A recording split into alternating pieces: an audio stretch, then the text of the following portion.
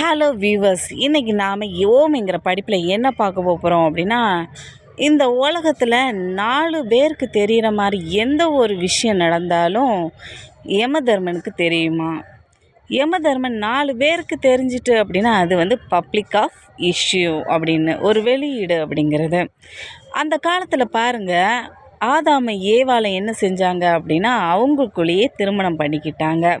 சும்மா காட்டுக்குள்ளே கிடக்கக்கூடிய ஒரு இலை பூக்கள் இதெல்லாம் எடுத்து என்ன செஞ்சிட்டாங்க அப்படின்னா ஒரு வட்டமாக செஞ்சு அவங்களுக்குள்ளேயே மாலையை மாற்றிக்கிட்டாங்க. இது வந்து என்ன மேரேஜ் அப்படின்னா நேச்சுரல் ஆஃப் மேரேஜ். அந்த காலத்தில் பாருங்கள், அந்த மேரேஜ் யாருக்கு தான் தெரிஞ்சுது அப்படின்னா ஆண்டவருக்கு மட்டும்தான் தெரிஞ்சுது. ஆண்டவருக்கு அடுத்தது என்ன யாருக்கு தெரிஞ்சுது அப்படின்னா ஒரு பேய்க்கு தெரிஞ்சிருக்கு. அடுத்த பார்த்தோன்னா அங்கே உள்ள விலங்குகளுக்கு என்ன செஞ்சுருக்கு, அவங்க மேரேஜ் பண்ணது தெரிஞ்சிருக்கு. இந்த 4 பேருக்கும் என்ன செஞ்சுருக்கு தெரிஞ்சிருக்கு. இவங்க அந்த காலத்துலேயே நேச்சுரல் ஆஃப் மேரேஜுங்கிறது இருந்திருக்கு.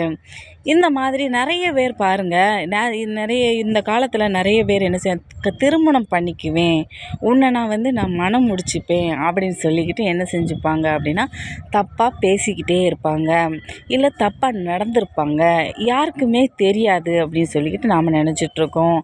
ஆனால் யமதர்மனுக்கு கண்டிப்பாக தெரியும். இந்த யமதர்மன் என்ன செய்வாராம் அப்படின்னா 4 பேர் தெரிஞ்சிட்டு அப்படின்னா 4 பேரால் என்ன செய்வார், நம்மளை தூக்க வச்சுருவாராம்.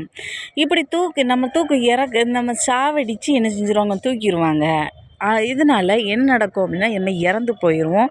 நாம் ஐயோ நம்ம ஏமாத்திடலாம், நம்ம நிறைய தப்பு செஞ்சுக்கிட்டு நிறைய பேர் என்ன செஞ்சுருவாங்க, குழந்த கொடுத்துருவாங்க, திருமணம் முடிக்கிறேன் அப்படின்னு சொல்லிக்கிட்டு